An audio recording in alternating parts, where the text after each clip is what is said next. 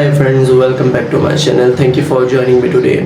सो आज का दिन जो है वो बहुत ज़्यादा बिजी जाने वाला है क्योंकि मैं सिर्फ प्रैक्टिस करने वाला हूँ। सो ये कुछ प्रिंट्स हैं जो मैंने काफ़ी टाइम पहले सेव करके रख लिए थे, जो कि आज काम आ रहे हैं। मैंने एच पेंसिल चूज़ कर ली है नॉर्मली जो है ड्रॉ करने के लिए आउटलाइन। एक चीज़ जो मैं बताना चाहता हूँ कि आप जो बिगनर लेवल पर होते हैं स्पेशली, वो जब भी कुछ भी ड्रॉ करते हैं फेस वगैरह या आउटलाइन प्रोसेस में जब होते हैं ना, तो वो एक्चुअली पिक्चर को जूम कर देते हैं, जो कि सबसे बड़ी गलती है।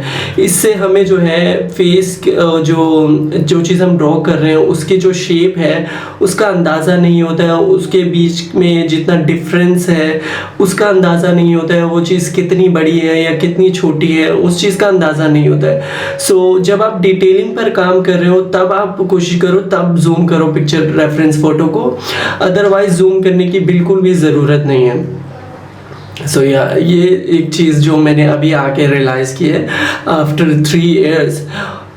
आई मीन हमेशा इंसान कुछ ना कुछ सीखता ही रहता है।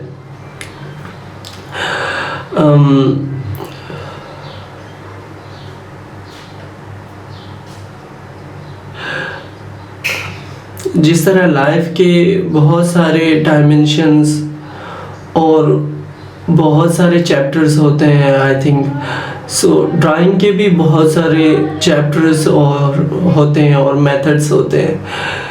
एक्चुअली आप जिस तरह होते हो, your drawing just reflects you.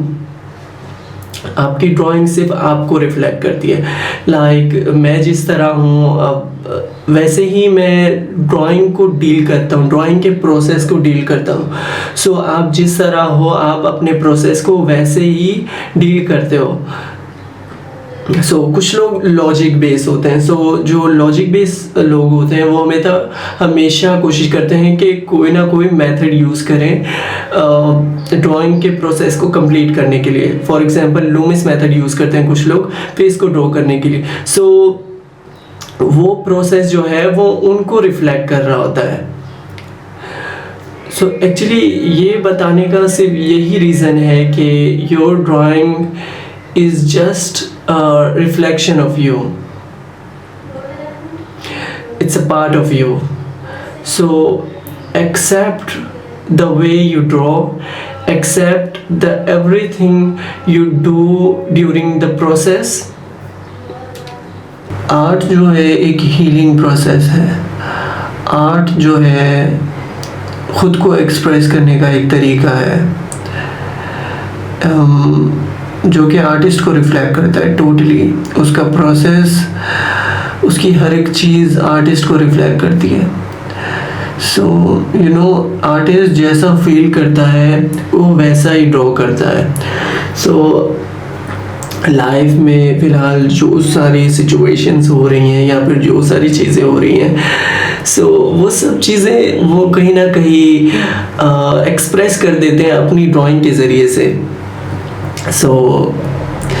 Actually अगर आप वो पर्सन हो जो आर्टिस्ट के थोड़े ज़्यादा करीब हो, आप आर्टिस्ट को जो है इजीली जो है अंडरस्टैंड कर सकते हो उसकी ड्राइंग्स को देख के। फॉर एग्जांपल के लिए अगर वो कुछ ऐसा ड्रॉ कर रहा है जिसमें वो लोनली बैठा हुआ है या फिर वो अकेला है या सिर्फ उसने अपने आप को ड्रॉ किया है एक पर्सन को, आप उससे ये समझ सकते हो कि वो क्या फील कर रहा है।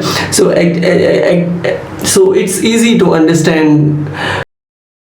मैं सिर्फ ड्राइंग पर फोकस नहीं कर रहा हूँ, मैं कोशिश कर रहा हूँ कि लाइफ में जितनी और सारी चीज़ें हैं जो कि लाइफ में आगे काम आने वाली है इन फ्यूचर, मैं उन सब चीज़ों पर भी फोकस करूँ। लाइक लर्निंग न्यू स्किल्स,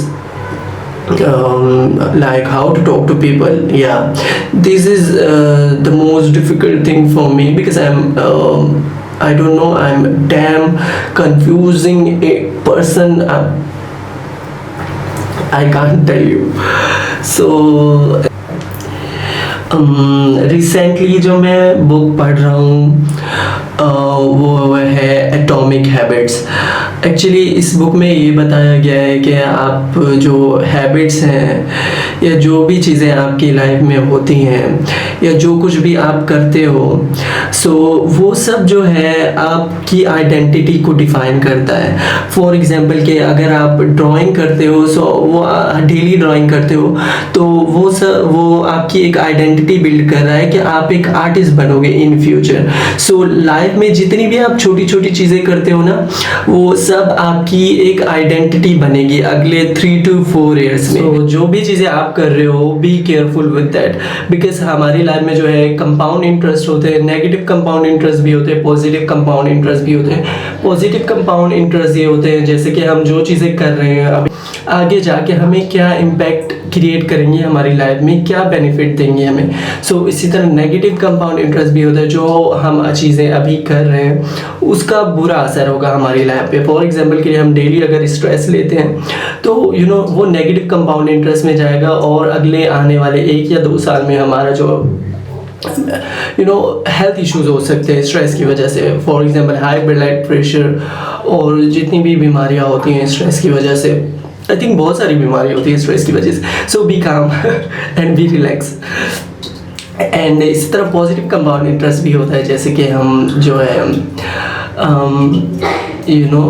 किसी से नाइसली टॉक करते हैं, किसी से नाइसली बात करते हैं। सो आने वाले 1 साल के अंदर हो सकता है हमारी जो फ्रेंडशिप है वो थोड़ी और ज़्यादा गहरी हो जाए। सो ये सब छोटी छोटी चीज़ें जो है ये हमारी लाइफ में बहुत ज़्यादा मैटर करती हैं और आने वाले 1 साल या 2 साल में बहुत ज़्यादा इम्पैक्ट क्रिएट करती है।